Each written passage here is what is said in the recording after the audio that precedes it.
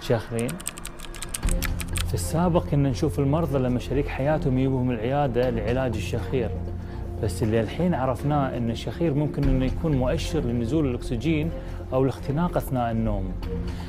علاج المرض وتشخيصه يحتاج متخصص. ليش؟ لان نزول الاكسجين ممكن يكون له مضاعفات. المريض يتعالج اليوم يتحسن باكر، يحس ان حياته جديده. هذا بالاضافه الى منع المضاعفات، لا سمح الله سكر، ضغط وجلطات قلب ورئه. سلامه الجميع ان شاء الله.